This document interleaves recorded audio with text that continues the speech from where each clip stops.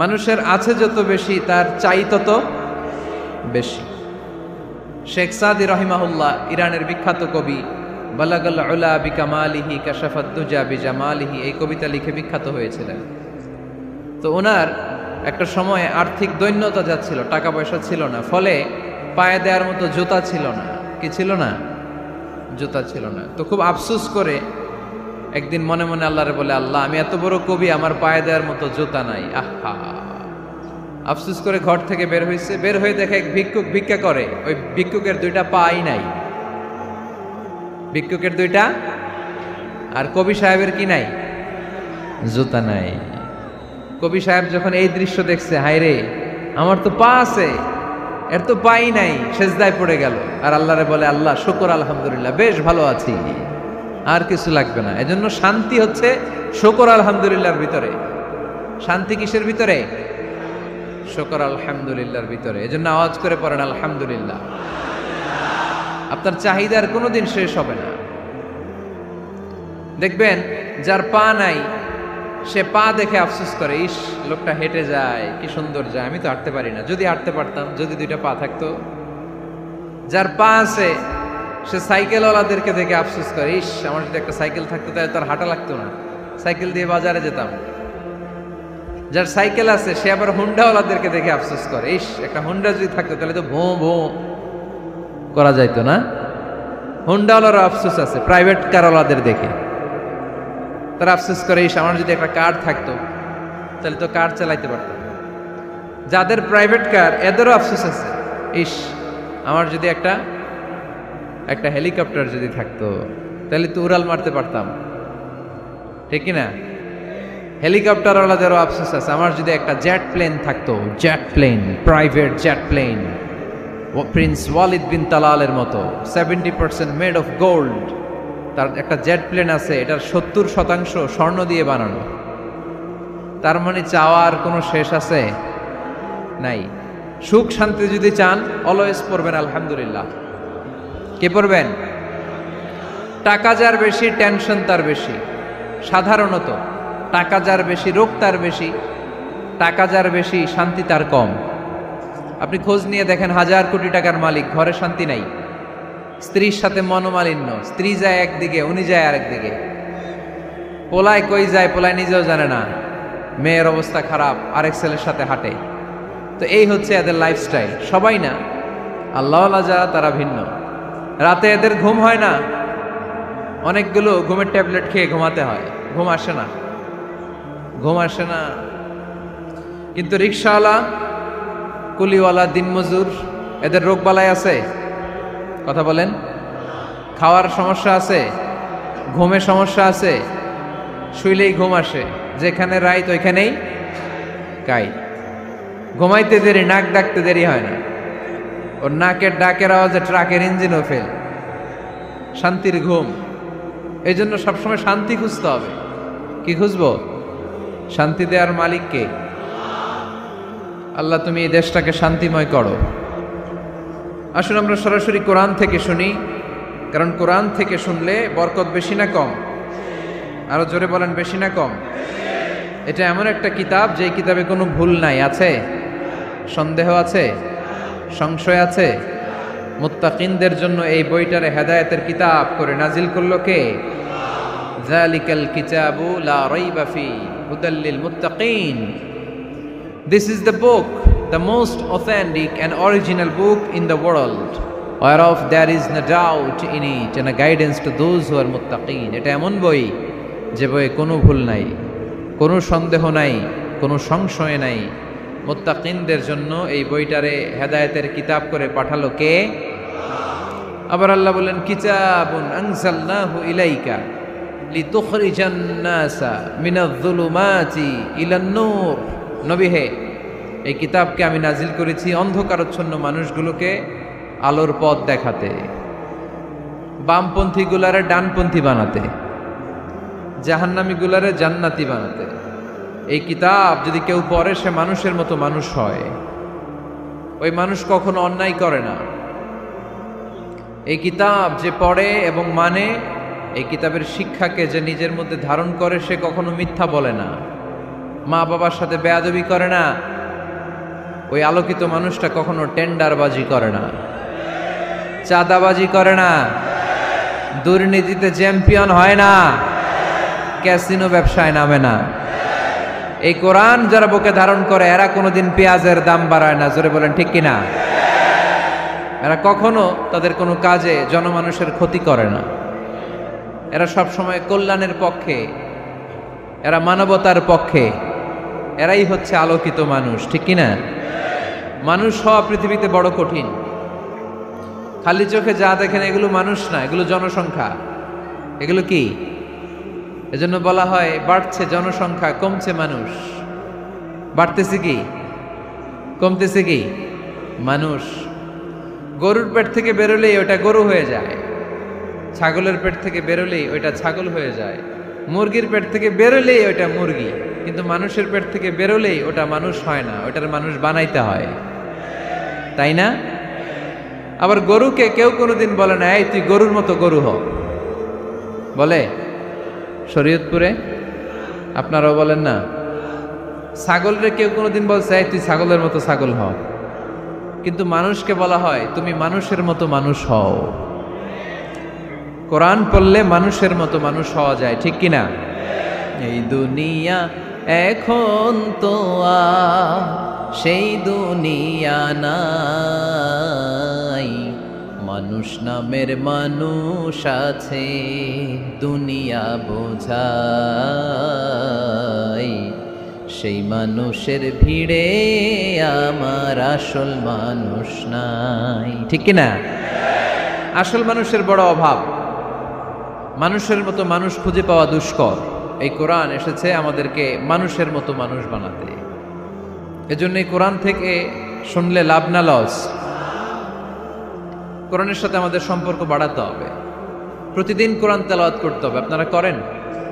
হ্যাঁ, আজকে করছেন কারা কারা দেখি? মাশাআল্লাহ মাশাআল্লাহ, হাত নামান। প্রতিদিন যেন আমরা পড়ি, আর যারা এখনো শিখতে পারি নাই তারা যেন শিখে নেই। কোরআন পড়া যেমনি সওয়াবের, কোরআন শোনাও তেমনি সওয়াবের, ঠিক কিনা? কোরআন শুনলে রহমত নাজিল করে কে? وَإِذَا قُرِئَ الْقُرْآنُ فَاسْتَمِعُوا لَهُ وَأَنصِتُوا لَعَلَّكُمْ تُرْحَمُونَ। যখন কোরআনের তেলাওয়াত করা হয় মনোযোগ দিয়ে শোনো, তোমাদের উপর রহমত নাজিল করবে কে? এজন্য কোরআন পড়া, কোরআন শোনা সবটাই জরুরি। আমরা যেন কোরআনের সাথে আরো বেশি সম্পর্ক গাঢ় করতে পারি, কোরআনকে যেন আমরা আমাদের বন্ধু বানাতে পারি। আল্লাহ তুমি তৌফিক দাও। আর জোরে পড়েন আমিন। আজকে আমরা সূরাতু আর রহমান থেকে কথা শুনবো ইনশাআল্লাহ। পড়েন। এই সূরাটা মুখস্থ আছে কার কার?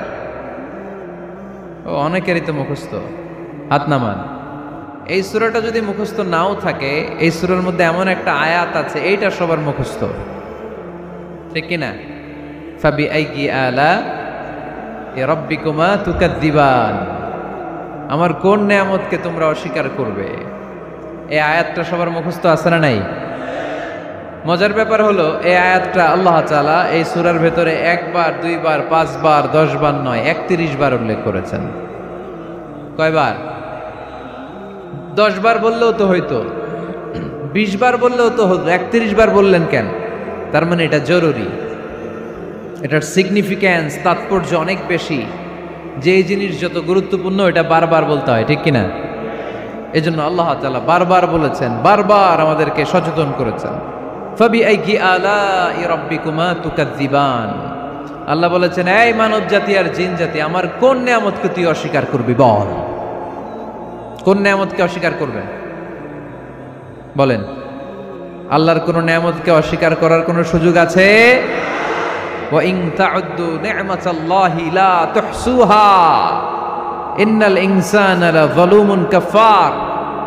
যদি আমার নেয়ামতগুলো গুনতে শুরু করে দাও, গুনতে গুনতে তোমার জীবন শেষ হয়ে যাবে, হায়াত ফুরিয়ে যাবে। আমি আল্লাহর নেয়ামত গুনে কশিনকালেও তোমরা শেষ করতে পারবে। সাগরের জল যদি কালি হয়ে যায়, গাছের পাতা যদি খাতা হয়ে যায়, সাগরের জল নামক কালি দিয়ে গাছের পাতা নামক খাতার উপরে যদি আল্লাহর প্রশংসা লিখতে শুরু করে দেন, আল্লাহ বলে গাছের পাতাও ফুরিয়ে যাবে, সাগরের জলও ফুরিয়ে যাবে, কিন্তু আমার প্রশংসা করে তোমরা শেষ করতে পারবে না। এজন্য আল্লাহর প্রশংসা করতে হবে বেশি বেশি নাকি কম কম? কম কম না বেশি বেশি? ফাবিআইয়ি আলাኢ রাব্বিকুমা তুকাযযিবান, আমার কোন নিয়ামতকে তোরা অস্বীকার করবি বল। O mankind and jinnkind, which of my mercy and blessings you want to deny? আমার কোন নিয়ামতকে অস্বীকার করবি? অস্বীকার করার সুযোগ আছে? নাই। আল্লাহর হাবিব সাল্লাল্লাহু আলাইহি ওয়াসাল্লাম এই সূরাটাকে বড্ড পছন্দ করতেন। সাহাবাদেরকে একবার তিনি এই সূরাটা তেলাওয়াত করে শোনালেন। সাহাবারা চুপচাপ, ঠিক যেমন এখন আপনারা চুপচাপ। আল্লাহর হাবিব বললেন, ও সাহাবারা, তোমরা তো এই সূরা শুনে চুপ করে বসে আছো, কিন্তু তায়েফের ময়দানে জিনদের কাছে এই সূরাটা আমি তেলাওয়াত করেছিলাম, তারা কিন্তু চুপচাপ বসে থাকে নাই। যতবার আমি ফাবিআইয়ি আলাኢ রাব্বিকুমা তুকাযযিবান পড়েছি, এই আয়াতের বিপরীতে তারা উত্তর দিয়েছে, কারণ এই আয়াতটা একটা প্রশ্ন। It's a question from your Lord to mankind and jinnkind. এটা আল্লাহর পক্ষ থেকে মানব জাতি এবং জিন জাতির কাছে রেখে দেওয়া একটা প্রশ্ন। ফাবিআইয়ি আলাኢ রাব্বিকুমা তুকাযযিবান, আমার কোন নিয়ামতকে অস্বীকার করবি তুই? আল্লাহর কোন নিয়ামত অস্বীকার করার কোনো ক্ষমতা আমাদের আছে? নাই, অসম্ভব। এজন্য এটা একটা প্রশ্ন।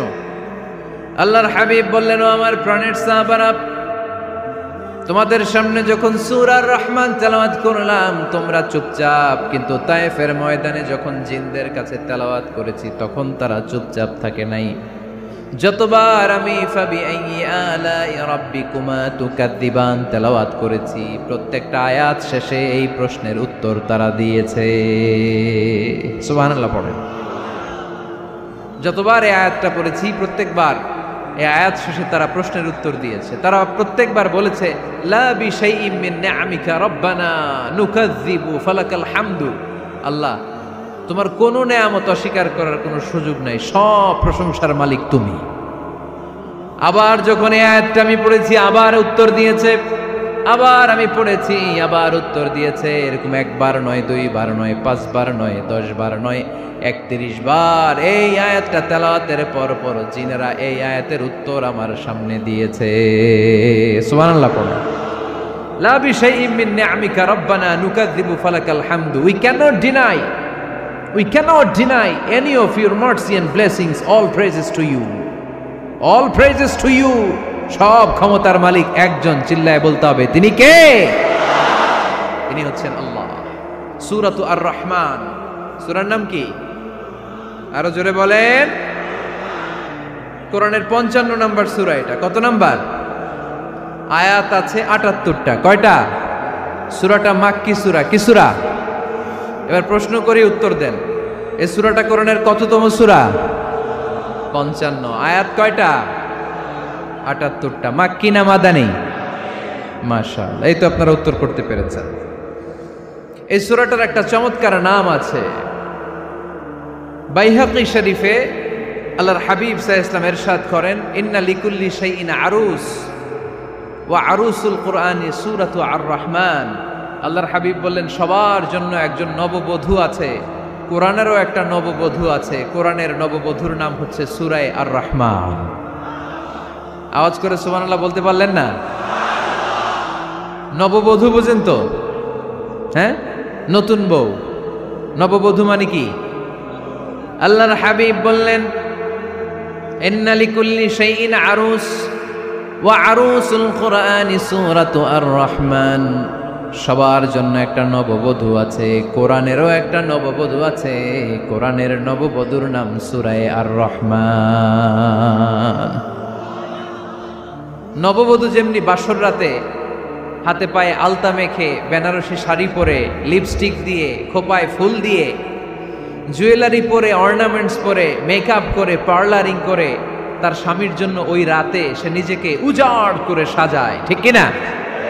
ঠিক তেমনি আল্লাহ তাআলা এই দুনিয়াতে আমাদেরকে কি কি নিয়ামত দিয়েছেন, আবার কি কি নিয়ামত জান্নাতে গেলে দিবেন, তার সব কিছু বর্ণনা করে এই সূরাটাকে তিনি উজাড় করে সাজিয়েছেন।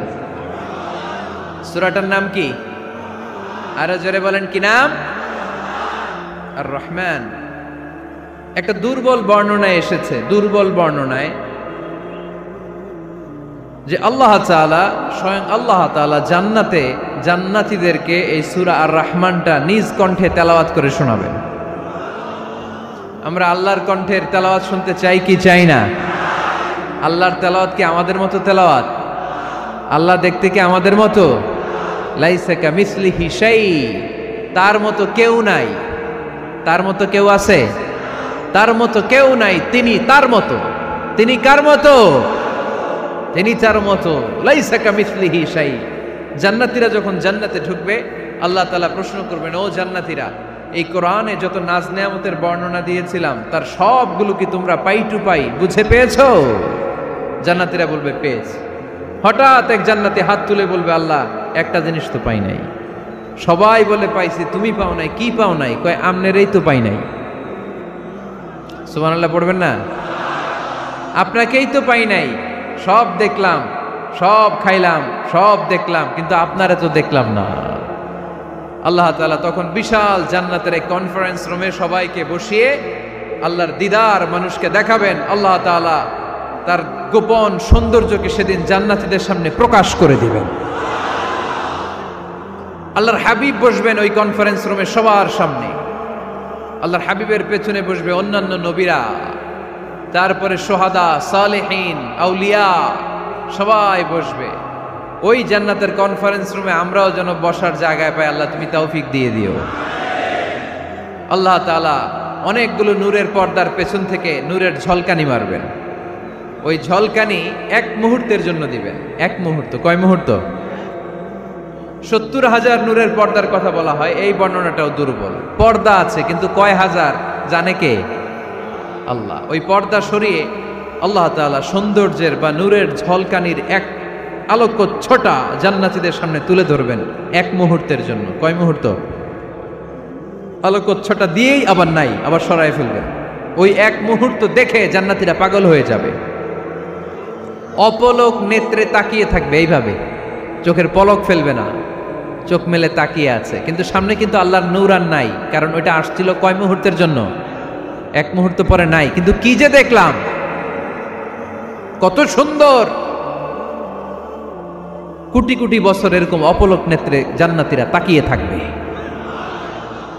ইন্নাল্লাহা জামিলুন ইউহিব্বুল জামাল। আল্লাহ নিজে সুন্দর, সৌন্দর্যকে পছন্দ করেন। আল্লাহর চাইতে সুন্দর কিছু হতে পারে? চিল্লায় বলেন পারে?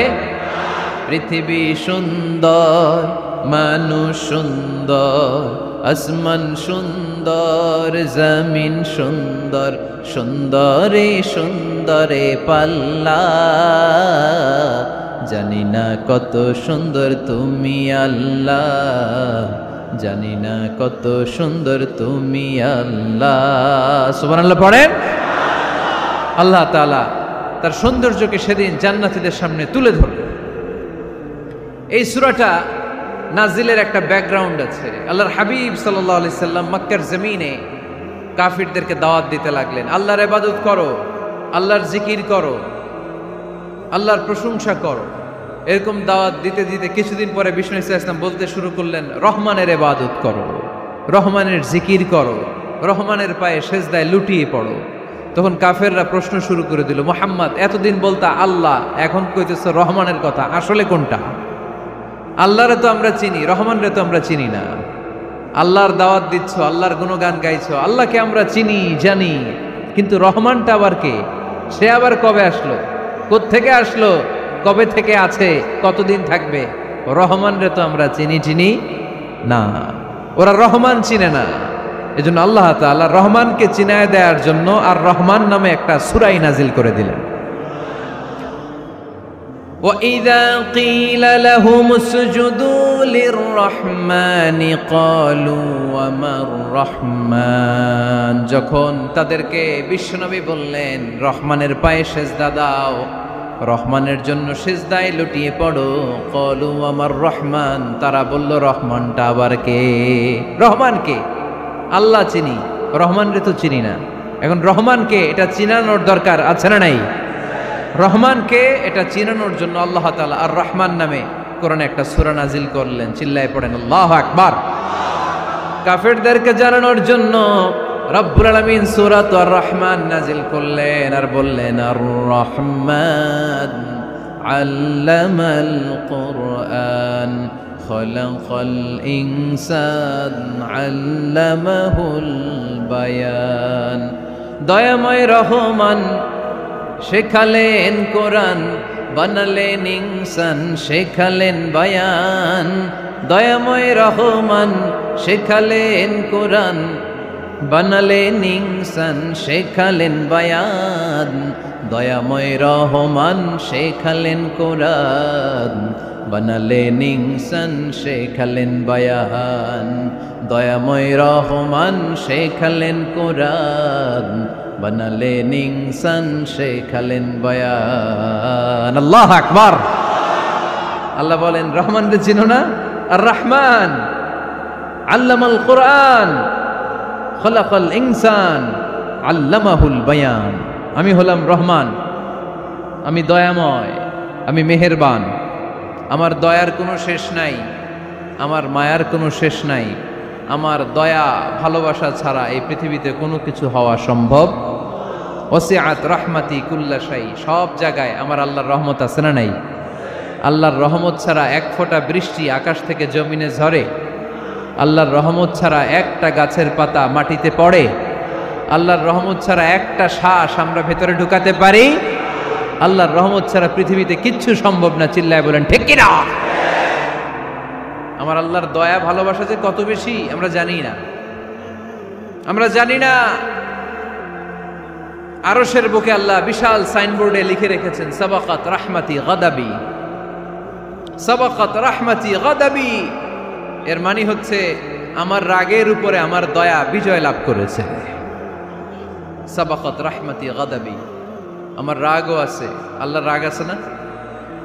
আমার দয়াও আছে, আল্লাহর দয়া আছে না? আল্লাহ বললেন আমার রাগও আছে, আবার আমার দয়াও আছে। তবে জেনে রেখো আমার রাগের চেয়ে দয়া বেশি। আল্লাহর কোনটা বেশি? দয়া বেশি। আমাদের পাপ অন্যায় যত বড় হোক, মনে রাখবেন আল্লাহর দয়া তার চাইতেও বড়। নাকি ছোট? আপনি যত বড় পাপ করেন না কেন, আমাদের জন্য আল্লাহর পক্ষ থেকে দয়া আছে না নাই? বনি ইসরায়েলের এক লোক সিরিয়াল কিলার ছিল, খালি মার্ডার করতো, সিরিয়াল মার্ডার। একটা, দুইটা, তিনটা, 10টা, 5টা করতে করতে করতে করতে 99টা মার্ডার করেছে। কয়টা? এলাকায় আছে নাকি এরকম কেউ?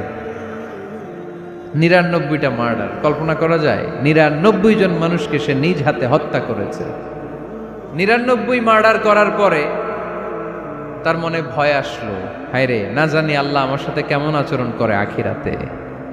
আমার তাওবা আছে কিনা কপালে জানি না, আমার তো ক্ষমা নাই, কি করব আমি? তো সে লোকজনদেরকে জিজ্ঞেস করলো আমার ক্ষমা আছে কিনা, এটা কে বলতে পারবে? আমাকে আল্লাহ মাফ করবে কিনা? তারা সবাই বলল এই এলাকায় এক আল্লাহর ওলি আছে, তার কাছে যাও। সে আল্লাহর ওলির কাছে যেয়ে বলে, ও আল্লাহর ওলি, আমি 99টা হত্যা করেছি, 99টা মার্ডার, আমার কপালে ক্ষমা আছে কিনা তুমি একটু বলো। আল্লাহর ওলি কই, কি বললা? 99টা মার্ডার? হায় হায় সর্বনাশ, তোর কোনো ক্ষমা নাই। এবার যে মার্ডার করছো কয় আমার যেহেতু ক্ষমা নাই, তোরে বাঁচায় রেখে লাভ কি, তোরেও দিলাম শেষ করে। এবার সেঞ্চুরি করে ফেলাইছে। কথা বুঝতেছেন? আমার যেহেতু ক্ষমা নাই, তো তোরে বাঁচায় রেখে কি লাভ, তোরেও শেষ করে দিলাম। এবার সেঞ্চুরি। সেঞ্চুরি করার পরেও ভয় আসে না নাই অন্তরে? অন্তরে তো আল্লাহর ভয়। কই যাবে? খুঁজতে লাগলো কে সমাধান দিতে পারবে। একজন বলল ওই এলাকায় একজন বড় আলেম আছে, ওই আলেমের কাছে যাও। সে আলেমের কাছে যেয়ে বলে, আলেম, আমি 99টা হত্যা করেছি, এখন আমার বড্ড ভয় হয়, আল্লাহ আমারে মাফ করবে কিনা, তুমি একটু আমারে বলো। আলেম বলে, তোমার গুনাহ যত বড়ই হোক, আমার আল্লাহর দয়া তার চাইতেও বড়। তুমি কি পাপ করেছো, কি অন্যায় করেছো তুমি? তুমি জানো না আমার রব কত মেহেরবান, তিনি কত দয়ালু, তিনি ভালোবাসার আধার, তিনি করুণার আধার। তোমার পাপ অন্যায় যদি হয় খালের পানির সমান, বিলের পানির সমান, আমার আল্লাহর দয়া সাগরের পানির সমান। তোমার পাপ আর অন্যায় যদি হয় পাহাড়ের সমান, আমার আল্লাহর ভালোবাসার দয়া হচ্ছে আকাশের সমান। তুমি যদি তওবার মতো তওবা করতে পারো, ক্ষমার মতো ক্ষমা চাইতে পারো, চোখের পানি ছেড়ে, চোখের পানির বড় দাম, চোখের পানির মধ্যে বিশাল কারিশমা, এটা আল্লাহ খুব পছন্দ করে। 2 ফোঁটা পানি আল্লাহ পছন্দ করে। এক, জেহাদের ময়দানে শহীদের গা বেয়ে ঝরে পড়া রক্তের ফোঁটা। 2 হচ্ছে অনুতপ্ত বান্দার চোখের পানির ফোঁটা। বান্দা যখন অনুতপ্ত হয়ে চোখের পানি ছেড়ে কাঁদে, তার চোখের পানি চোখ বেয়ে নাকের ডগা বেয়ে মাটিতে পড়ার আগেই ওই অনুতপ্ত বান্দার সব গুনাহ আল্লাহ মাফ করে দেয়। সে জিজ্ঞেস করলো আমার ক্ষমা আছে কিনা? আলেম বলে আছে, ক্ষমা আছে। তওবার মতো তওবা কর, তাওবাতান নাসুহা, তওবার মতো তওবা করলে আল্লাহ ঠিকই মাফ করবে। সে এতটাই অনুতপ্ত হলো, এতটাই সে আল্লাহর কাছে ক্ষমা চাইতে শুরু করলো। আলেম পরামর্শ দিল, তুমি যে এলাকায় থাকো এলাকাটা ভালো না, এলাকাটা ছাড়ো, এখানে সব ডাকাতদের এলাকা, তুমি একটা ভালো এলাকায় যাও, ওখানে যে তওবা করে ভালো মানুষ হয়ে যাও। সে নিয়ত করে কাপড় চোপড় গুছিয়ে ভালো এলাকায় যাবে। ঘর থেকে বেরোয়ার সাথে সাথেই মালাকুল মাউত চলে আসছে, তার রুহু কবজ করে ফেলছে। এখন রুহুকে নিয়ে যাবে। ফাজাআত মালাইকাতুর রাহমা ওয়া মালাইকাতুল আযাব, রহমতের ফেরেশতারাও আসছে, আযাবের ফেরেশতারাও আসছে। রহমতের ফেরেশতারা বলে না না, সে তওবার নিয়ত করেছে, যদিও তওবা করতে পারে নাই, যদিও ভালো এলাকায় যেতে পারে নাই, তওবার নিয়ত করেছে, অনুতপ্ত হয়েছে, ক্ষমা চাওয়ার চিন্তা করেছে, আমরা তার রুহু নিয়ে ইল্লিনে রেখে দেব। আযাবের ফেরেশতারা বলে না না, 99টা হত্যা করার পরে আরো একটা হত্যা করে সেঞ্চুরি করেছে, এখনো তো ভালোভাবে তওবা করতে পারে নাই, তার রুহুটা নিয়ে আমরা সিজ্জিনের ভেতরে ঢুকায় দেব। 2 দল ফেরেশতার মারামারি, এ বলে আমরা নিব, এ বলে আমরা নিব। ঝগড়া আছে না নাই? আল্লাহ বললেন রাখো রাখো, ঝগড়ার দরকার নাই। এক কাজ করো, যেখানে মারা গিয়েছে ওইখান থেকে ফিতা দিয়ে মাপতে শুরু করো। ভালো এলাকাটা যদি কাছে হয় জান্নাতের ফেরেশতারা নেবে, খারাপ এলাকা যদি কাছে হয় জাহান্নামের ফেরেশতারা নেবে। খারাপ এলাকা তো একেবারেই কাছে, ঘর থেকে বেরোয়ার সাথে সাথে মৃত্যু হয়েছে, আর ভালো এলাকা তো অনেক দূর। আল্লাহ জামিনটারে আদেশ দিলেন, জামিন এই অনুতপ্ত বান্দার জন্য তুই ভালো এলাকাটা কাছে চলে আয়। ভালো এলাকাটার জামিনটা তুই সংকুচিত হয়ে যা, যদিও ঘর থেকে বের হয়েছে একেবারে কাছে, খারাপ এলাকা হাজার হাজার মাইল দূরে চলে যা। ফিতা দিয়ে মাপ দিয়ে দেখে, সর্বনাশ, ভালো এলাকাটা তো একেবারেই কাছে, খারাপ এলাকাটা অনেক দূরে। আল্লাহর ফয়সালা অনুযায়ী রহমতের ফেরেশতারা তার রূহকে নিয়ে জান্নাতের ভেতরে ঢুকিয়ে দিয়েছে। 99টা হত্যা করার পরে আরো একটা হত্যা করে সেঞ্চুরি, 100টা খুন করছে। আপনি কয়টা করছেন? আমি কয়টা করছি? তো 100টা খুন করে যদি ও মাফ পেতে পারে আমার আল্লাহর কাছ থেকে, আমরা কি ক্ষমা পেতে পারি না? ওর পাপের কাছে আমাদের পাপ কি? কয় ওয়াক্ত নামাজ ছাড়ছেন আপনি? কয়টা মিথ্যা কথা বলছেন? কতবার ঘুষ খাইছেন? কত টাকা সুদে লাগাইছেন? কত অন্যায় করছেন? কত জুলুম করেছেন? মনে রাখবেন, আপনার পাপ, আপনার অন্যায়, আপনার জুলুম যত বড় হোক না কেন, আমার আল্লাহর দয়া তার চাইতেও বড়।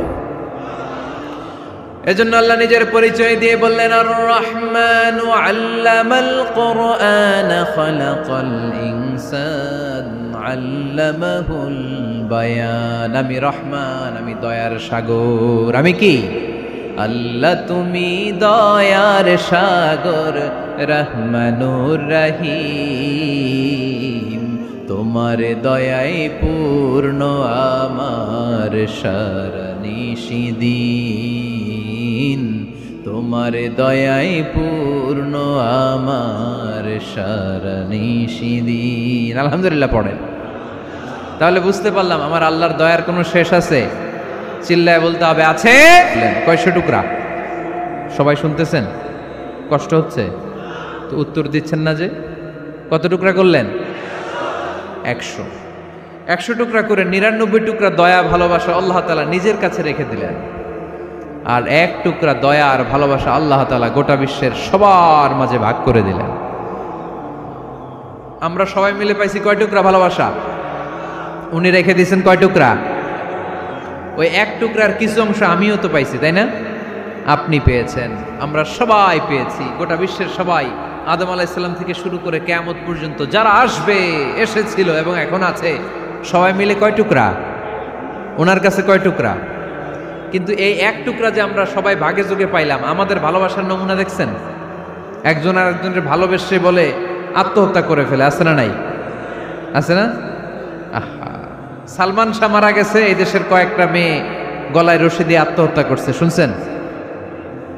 অমুক সেলিব্রিটির কি হয়েছে, ছাদ থেকে লাফ দিয়ে পরে মাথা ফাটায় ফেলছে। ভালোবাসা আছে না নাই? যারে ভালোবাসে তার নাম আবার ছেলেরা হাতের মধ্যে কেটে কেটে লেখে। শরীয়তপুরে এগুলো নাই আলহামদুলিল্লাহ। হ্যাঁ, প্লাস দিয়ে লেখে, প্লাস। ধরেন আব্দুল্লাহ প্লাস শামিমা, তো এ প্লাস এস, রক্ত দিয়ে লেখে, রক্ত। আমি অবাক হই, নিডেল সুই, সুই দিয়ে কেটে কেটে লেখে আব্দুল্লাহর এ প্লাস শামিমার এস।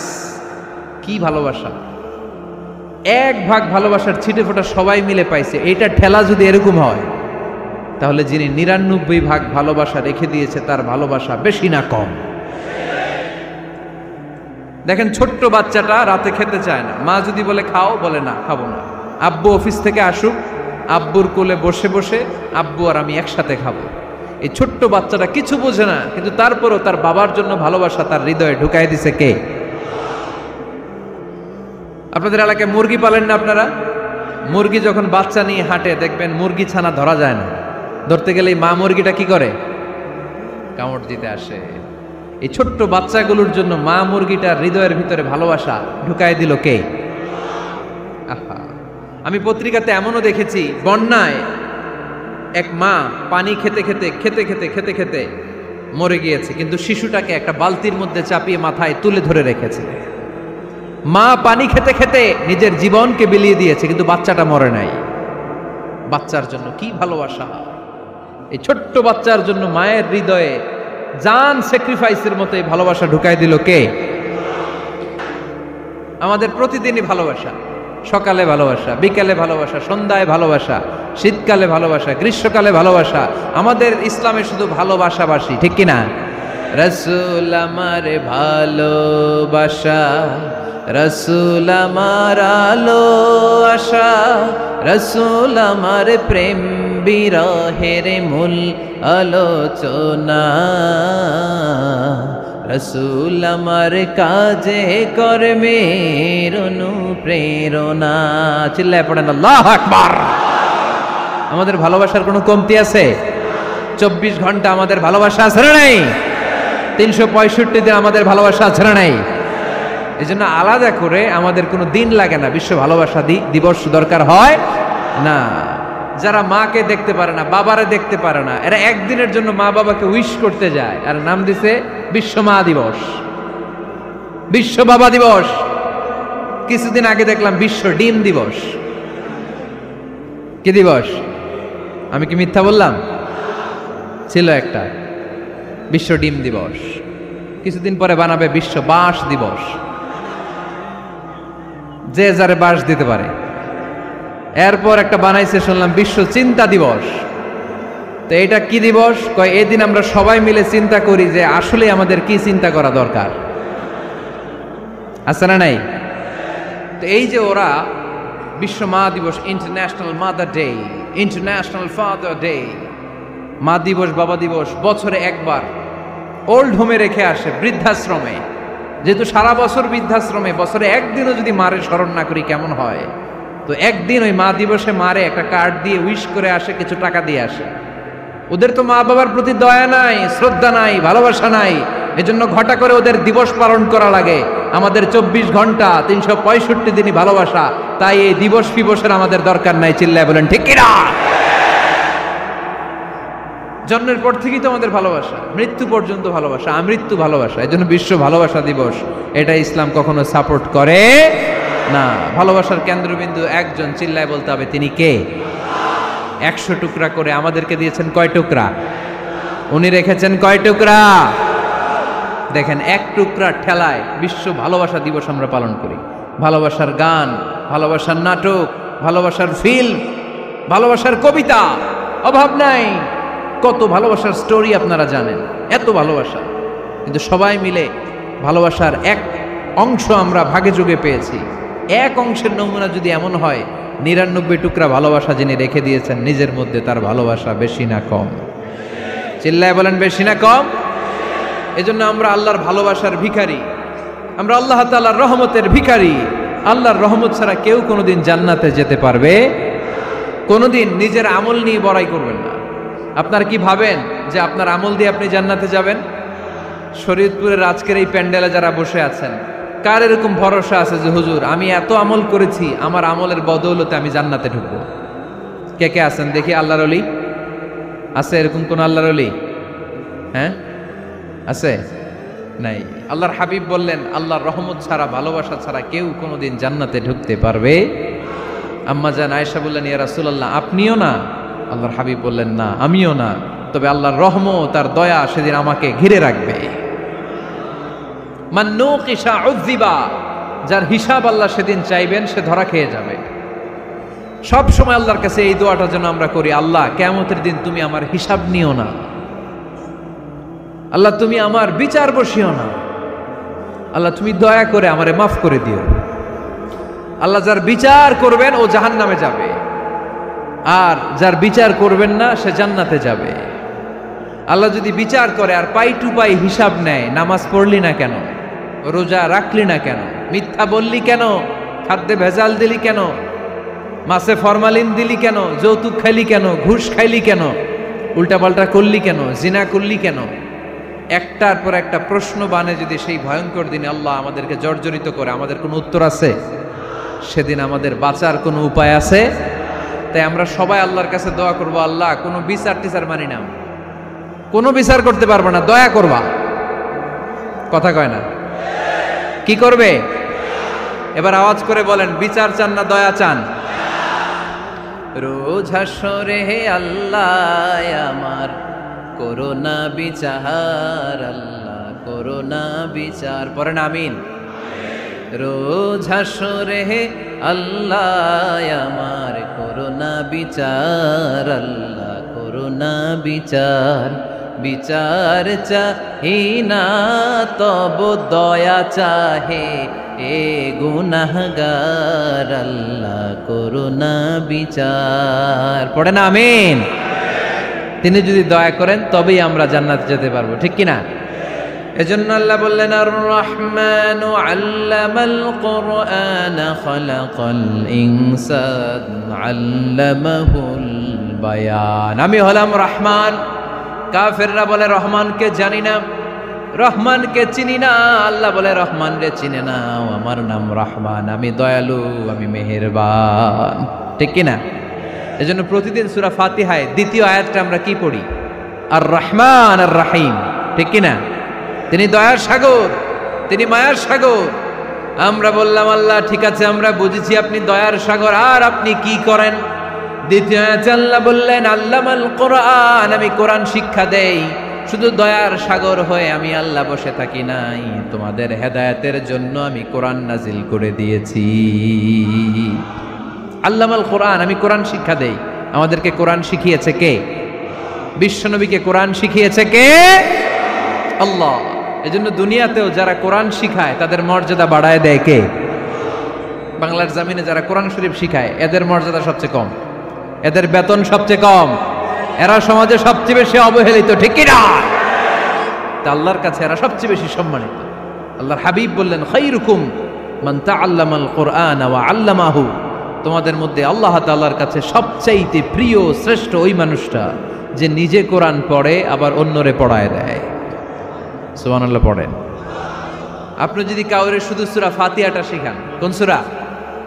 সূরা ফাতিহাটা যদি শিখায় দেন, সে যতদিন সূরা ফাতিহা তেলাওয়াত করবে ওই তার তেলাওয়াতের একটা পার্সেন্টেজ সওয়াব আপনার আমলনামায় আছে না নাই?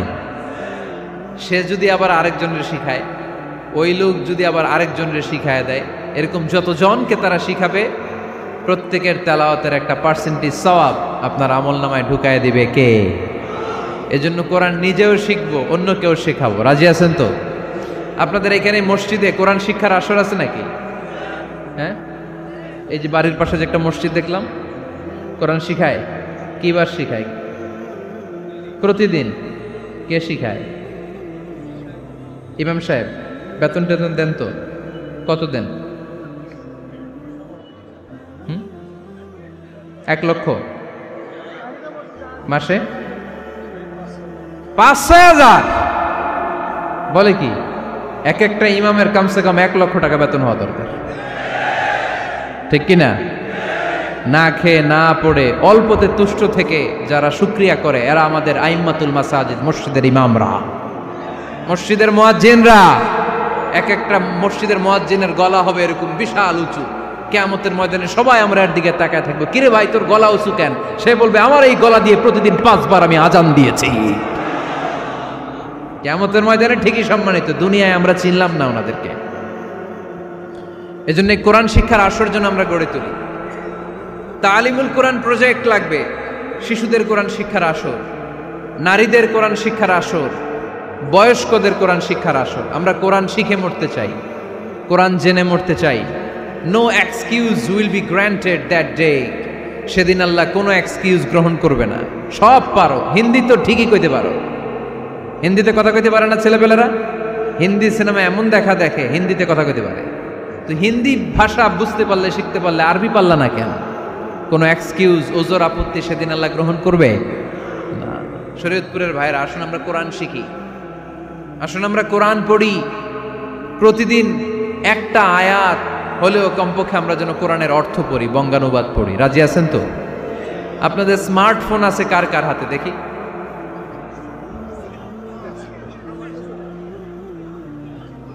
আপনারা কি অ্যানালগ? স্মার্ট আপনি? মাশাআল্লাহ। তোমরাও কি স্মার্ট?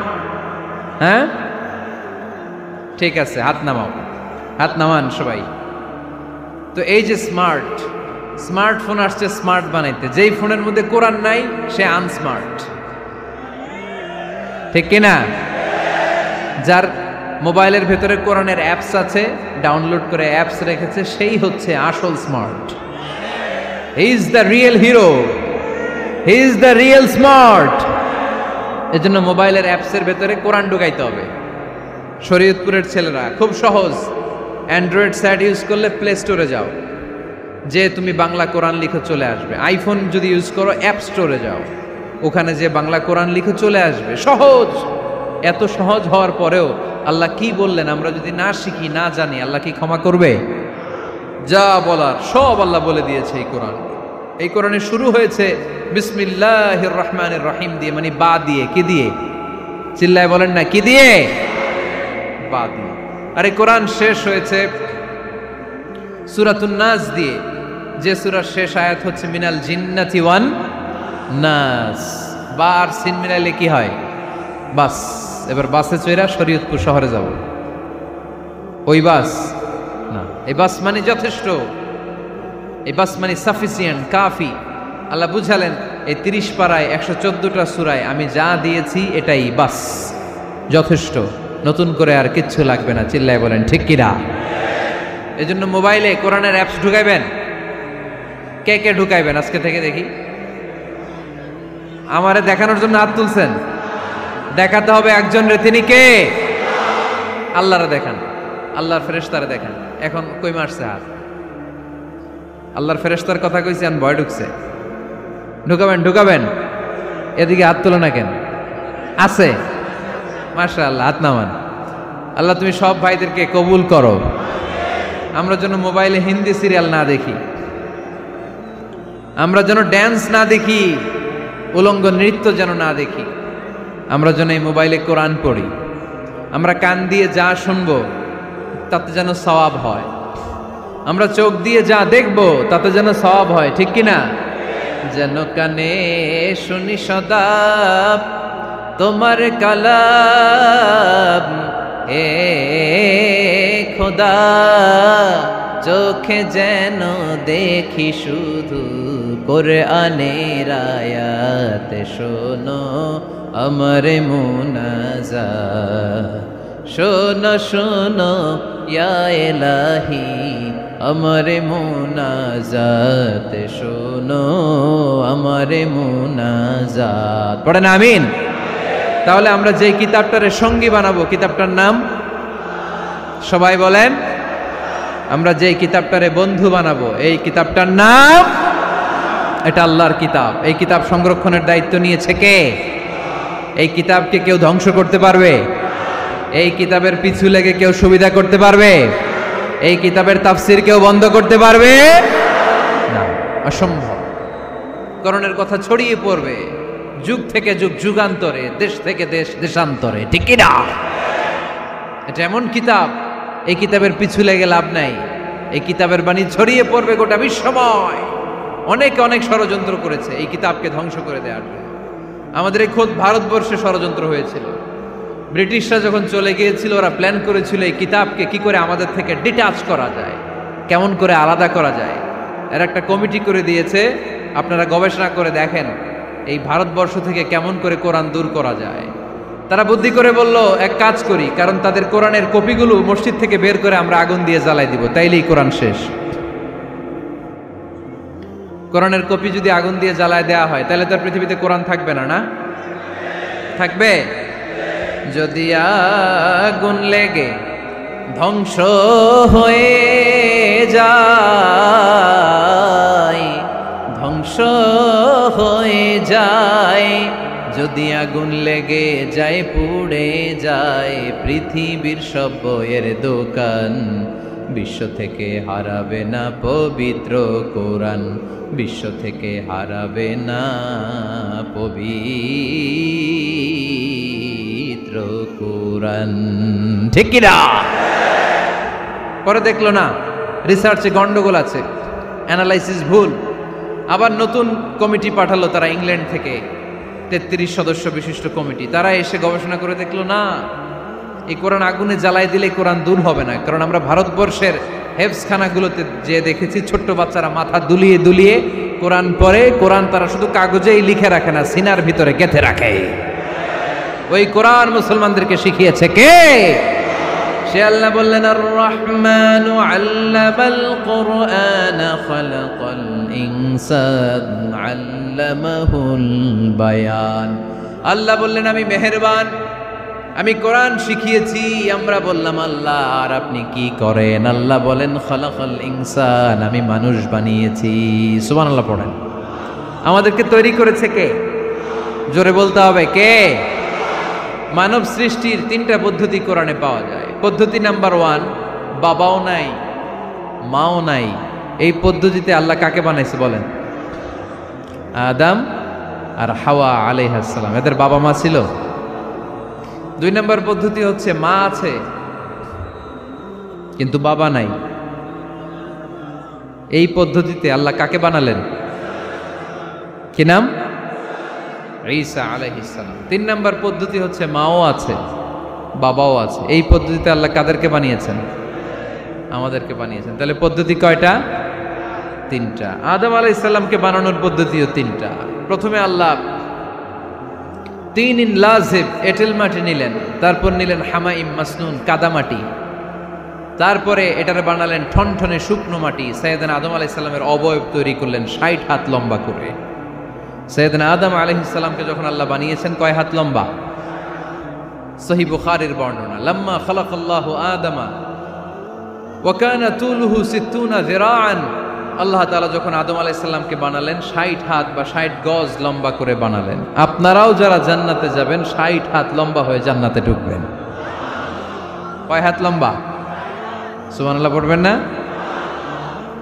আদম আলাইহিস সালামকে বানালেন। আবার মায়ের পেটে যে আমরা বড় হলাম, এখানেও আমাদের 3টা ক্যাটাগরি, 3টা ধাপে তিনি আমাদেরকে বানালেন। মায়ের পেটে 9 মাস কি করছিলেন মনে আছে আপনাদের? শরীয়তপুরের ভাইরা মনে নাই? কেন? হ্যাঁ, আমাদের কারোরই মনে নাই, ঠিক কিনা? এই 6 মাস 8 মাস কই যে ছিলাম, কোথায় ছিলাম আমরা মনে করতে পারি না। স্মৃতির পাতা হাতড়িয়ে যত পিছনে যাই আর ভুলতে থাকি। মনে আছে ছোটবেলার কথা? মনে নাই। আমরা সবাই কিন্তু এত বড় ছিলাম না ভাই, ছোট্ট ছিলাম, ছোট্ট। মায়ের জরায়ুর দেয়ালের মধ্যে লেপ্টে ছিলাম। নুতফা, আলাকা, মুদগা, sperm drop, blood clot and the little flesh. ছোট্ট নাপাক পানি ছিলাম। ওইটারে আল্লাহ বড় করতে আরম্ভ করলেন।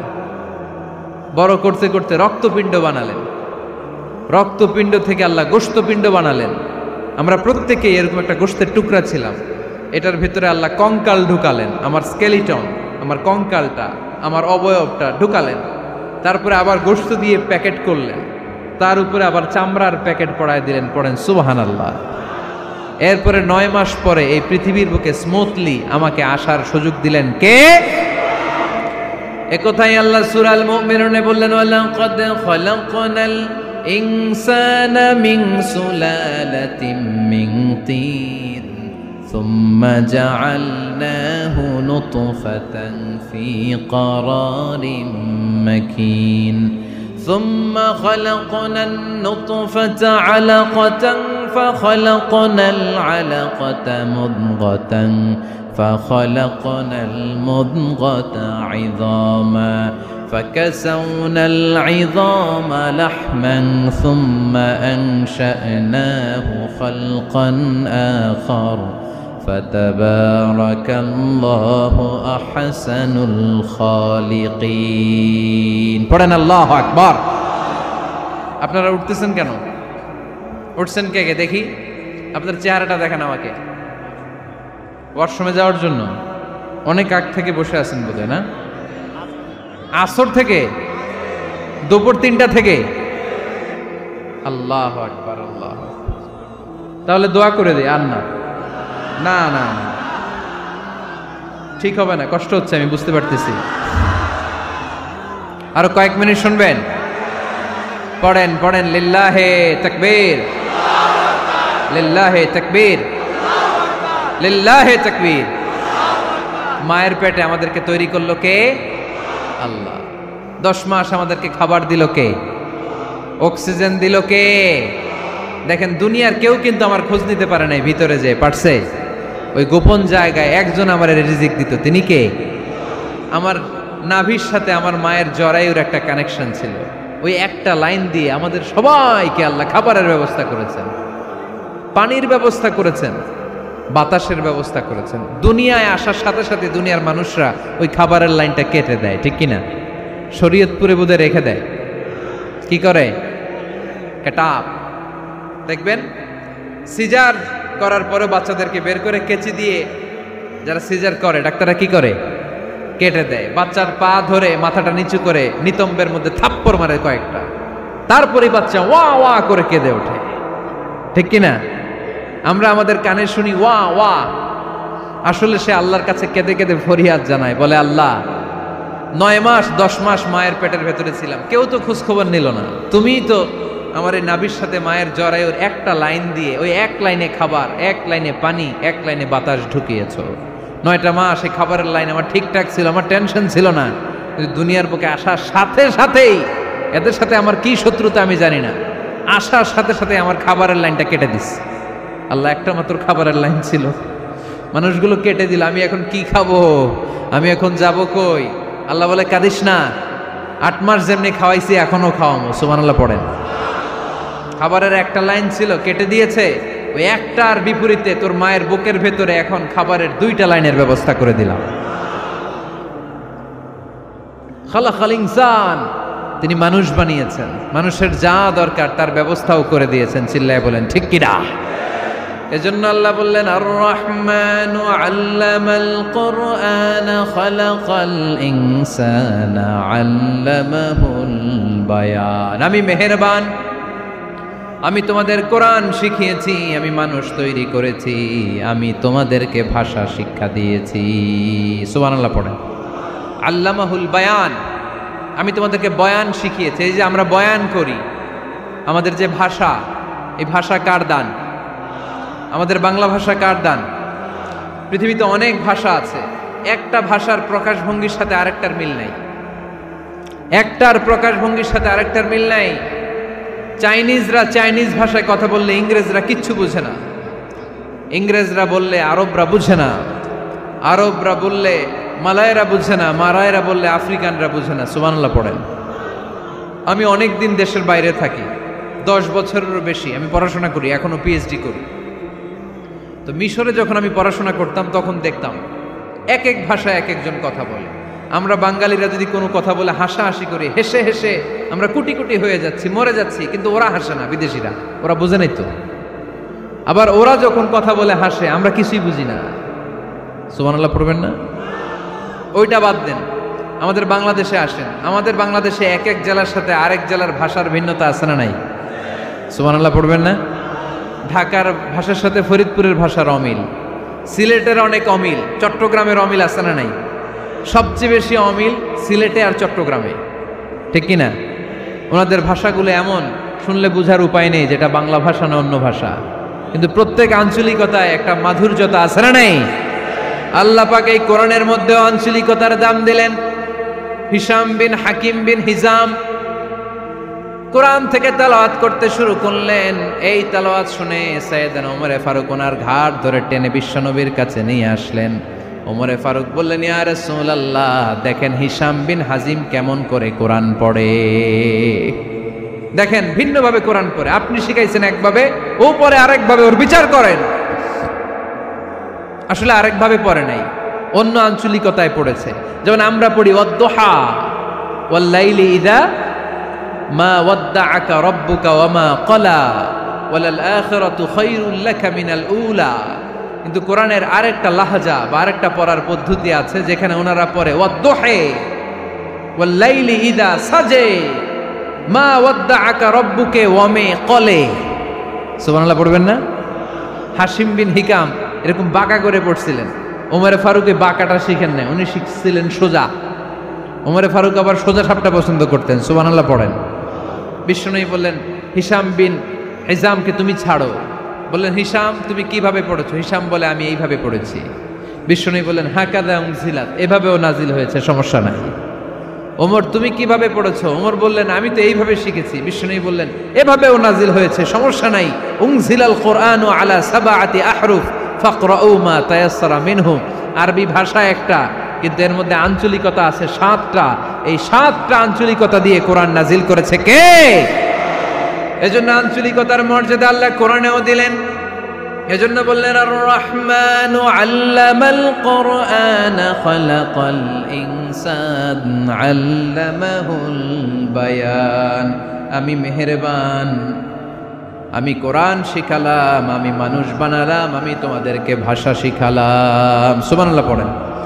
এরপর আল্লাহ বললেন, আশ-শামসু ওয়াল কামারু বিহুসবান ওয়ান নাজমু ওয়াশ-শাজারু ইয়াসজুদান। সুবহানাল্লাহ। আশ-শামসু ওয়াল কামারু বিহুসবান, চাঁদ আর সূর্য আমি তৈরি করেছি তোমাদের হিসাবের জন্য। হিসাব আছে না নাই? কতদিন এক বছর আপনাদের শরীয়তপুরে?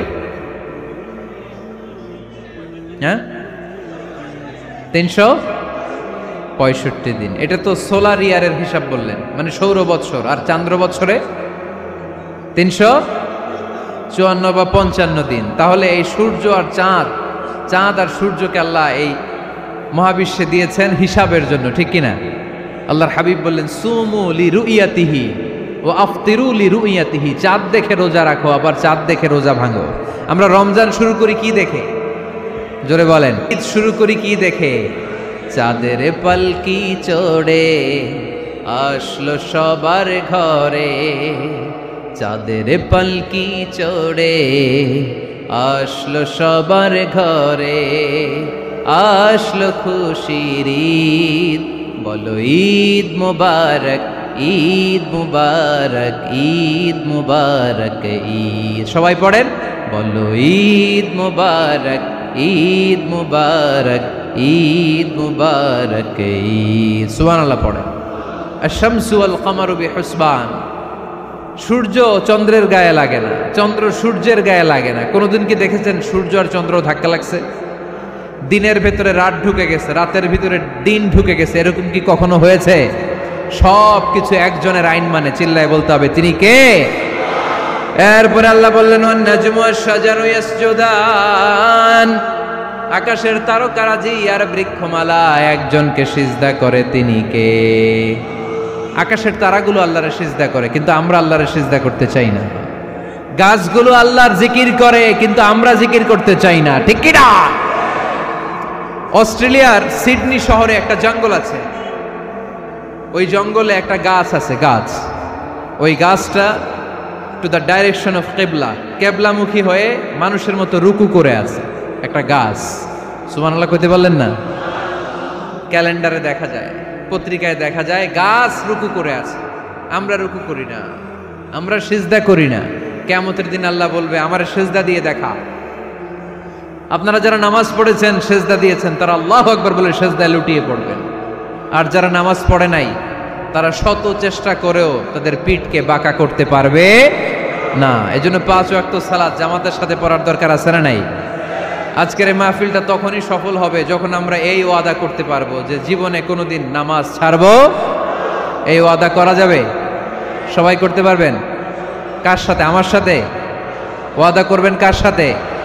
হাত তুলে আল্লাহরা দেখান, আওয়াজ করে আল্লাহরা ডাকেন, বলেন হে আল্লাহ। আরো জোরে একটা ডাক দেন, পড়েন আল্লাহ।